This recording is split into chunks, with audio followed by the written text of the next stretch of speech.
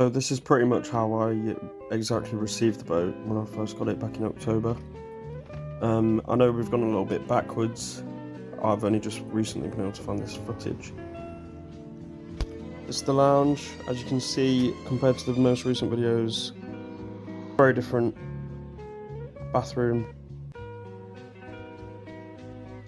Office room. And the bedroom. And the engine room at the back.